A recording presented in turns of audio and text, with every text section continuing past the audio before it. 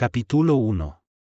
El día que Julián llegó a la ciudad de los tiempos cruzados no estaba buscando nada en particular. Había tomado el tren nocturno desde la capital, cansado de su rutina en el hospital, esperando solo un cambio de aire. Compro el boleto al azar. El primer tren en salir fue luego cuando se percató que el destino, decía Anacronía, le sonó a broma o error tipográfico. Pero cuando descendió en aquella estación de hierro forjado, cubierta de niebla, comprendió que nada sería igual, supo que había cruzado a otro mundo. El reloj de la estación marcaba las 5:23, mientras el de la torre insistía en medianoche y un viajero consultaba un cronómetro que señalaba el año 2145. El guardia que selló su boleto vestía uniforme napoleónico, mientras un niño que barría el andén llevaba zapatillas deportivas fosforescentes. Todo parecía un carnaval de épocas. Un anciano de toga romana, con sandalias gastadas, se acercó y le habló en un latín que, misteriosamente, Julián comprendió como si fuese castellano. Bienvenido. Aquí nadie pertenece a tu tiempo, pero todos pertenecemos al tiempo. Capítulo 2. A medida que avanzaba, Julián descubría que la ciudad no estaba organizada por barrios sino por épocas. Anacronía era un mosaico vivo de siglos, calles enteras se anclaban en distintas eras. Una avenida adoquinada con carruajes victorianos desembocaba en un bulevar de coches futuristas que flotaban sin ruedas. Una plaza con caballeros medievales entrenando se encontraba pared con una taberna de los años 50, donde sonaba una vieja vitrola. Niños con tabletas holográficas jugaban al lado de pequeños que giraban trompos de madera. La convivencia era extrañamente pacífica, aunque llena de tensiones ocultas. Cada época defendía sus costumbres y sus creencias, pero la ciudad parecía sostenerse en un equilibrio frágil. Un pregonero gritaba noticias del año 1348, la peste se acerca. Un holograma, encima de él, proyectaba titulares del 2145 sobre la colonización de Marte. Nadie parecía inmutarse, cada habitante parecía solo importarle lo que pertenecía a su tiempo. Capítulo 3. Guiado por la curiosidad, Julián llegó a la Torre del Relojero, el edificio más alto de la ciudad. Se decía que allí vivía el único ser que no pertenecía a ninguna época, el relojero, guardián del tiempo mismo. La torre era un mosaico arquitectónico, su base era de piedra ciclópea, el segundo piso de mármol renacentista, más arriba hierro industrial, y en la cúpula cristal futurista que reflejaba luces imposibles. Cada nivel vibraba distinto, como si estuvieran llenos de relojes desincronizados. Un hombre lo recibió en la entrada, un anciano de barba plateada, con túnica que parecía tejerse de arenas movedizas. Te esperaba, Julián, dijo sin mirarlo. ¿A mí? Preguntó sorprendido. Sí. Los que llegan desde fuera nunca lo hacen por casualidad. Tú eres un médico, ¿verdad? Aquí tu oficio será más necesario que nunca. El relojero le explicó que Anacronía existía como un cruce de realidades. Las épocas no estaban simplemente superpuestas, eran verdaderas, simultáneas, coexistiendo. Cada persona vivía en su propio año, aunque caminara por la misma calle que alguien de un siglo distinto. Pero hay un peligro, añadió el relojero con voz grave. El tiempo busca equilibrio, y cuando demasiados siglos se cruzan, la ciudad tiembla. Necesitamos mediadores, personas capaces de ver más allá de su propio tiempo. Julián sintió un escalofrío. Quizás, pensó, su llegada no era un accidente. Capítulo 4. El primer lugar donde vio esa tensión fue en el mercado de las eras. Allí los comerciantes vendían objetos de todas las épocas, gladius romanos junto a pistolas láser, especias medievales junto a comidas sintéticas, vestidos barrocos al lado de trajes espaciales. Un samurái discutía con un banquero del siglo XIX sobre el precio de una espada. Una mujer del Neolítico intercambiaba pieles por chips de memoria. Cada transacción era un choque de mundos. Julián se sorprendió cuando un joven con gabardina de los años 20 lo tomó del brazo. ¿Eres nuevo? Te daré un consejo. Nunca compres un objeto que no pertenezca a tu época. Puede deshacer tu línea de tiempo. ¿Y cuál es mi época aquí? Preguntó Julián.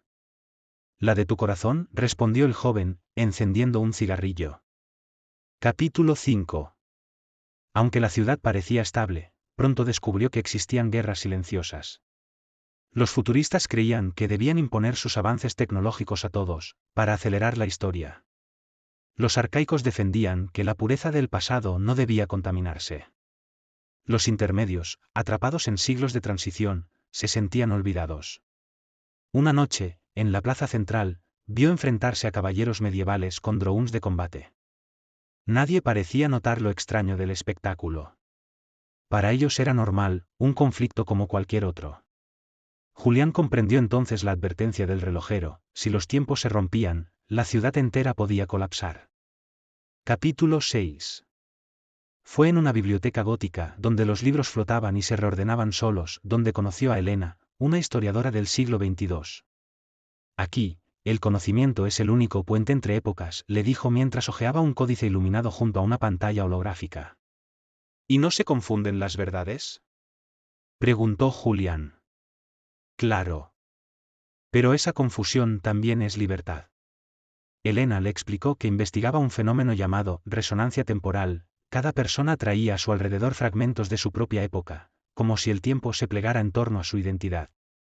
Por eso, aunque la ciudad parece un caos, cada uno vive en la coherencia de su mundo. El problema surge cuando dos resonancias se enfrentan demasiado fuerte. Julián y Helena comenzaron a recorrer juntos la ciudad, observando las fisuras, relojes que se detenían, calles que desaparecían en un parpadeo, personas que quedaban atrapadas entre edades, envejeciendo y rejuveneciendo al mismo tiempo. Capítulo 7. Un día, la ciudad tembló. Una grieta gigantesca apareció en la plaza central, y de ella emergieron destellos de épocas que no correspondían, dinosaurios rugiendo junto a motocicletas, pirámides egipcias que se alzaban y desmoronaban en segundos, barcos espaciales cruzando el cielo. El relojero convocó a Julián. El equilibrio se rompe. Los habitantes ya no respetan sus propios tiempos. Si no encontramos el origen de la fisura, toda la ciudad colapsará y con ella todos los mundos conectados. Helena y Julián aceptaron ayudar. Su misión: rastrear la causa de la fractura temporal. Capítulo 8. Para entender la fisura, tuvieron que recorrer barrios enteros.